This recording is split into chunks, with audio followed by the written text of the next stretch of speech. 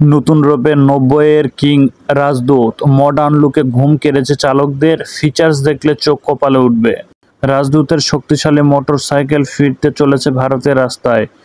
হ্যাঁ, রিপোর্ট অনুসারে এই মোটরসাইকেল ব্র্যান্ডটি ২০২৪ সালে একটি নতুন অবতারে ফিরে আসবে।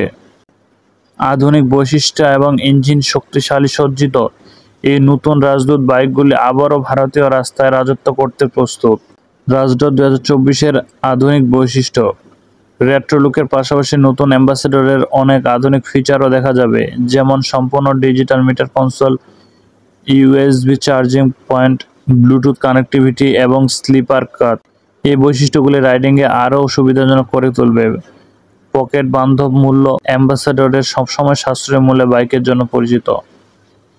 আশা করা হচ্ছে ২০২৪ অ্যাম্বাসেডরের একটি সাশ্রয়ী মূল্যে বিকল্প হবে, যা আরও বেশি লোকের কাছে পৌঁছে দিতে পারবে। রাজদূত ২০২৪-এর প্রতিদ্বন্দ্বী। এই মোটরসাইকেলটি সরাসরি প্রতিযোগিতা করবে ১৫০ থেকে ২০০ সিসি সেগমেন্টের বিদ্যমান বাইকগুলির সাথে, যার মধ্যে রয়েছে বাজাজ পালসার, হিরো স্প্লেন্ডার এবং হোন্ডা সিবি মতো। এছাড়া যারা মেট্রো লুক পছন্দ করেন তাদের জন্য এটি একটি আকর্ষণীয় বিকল্প হতে পারে।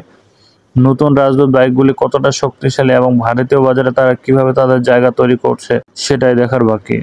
রাজদূতের নেক্সট ভিডিও পাওয়ার জন্য অবশ্যই আমাদের চ্যানেলটি সাবস্ক্রাইব করে রাখবেন। এই বাইকের সম্পূর্ণ তথ্য নিয়ে আমরা খুব শীঘ্রই হাজির হব। ইন্ডিয়াতে এ বাইক লঞ্চ হওয়ার পাশাপাশি বাংলাদেশের বাজারে পাবেন। বাংলাদেশের সকল শোরুমে এই বাইক পাওয়া যাবে না, তবে কিছু কিছু শোরুমে এই বাইক পাওয়া যাবে। আমরা সে সকল শোরুমের তথ্য দিয়ে নেক্সট ভিডিওতে বলে দেব। আধুনিক ফিচার্সে সজ্জিত এ বাইক খুব অল্প দামে পেয়ে যাবেন।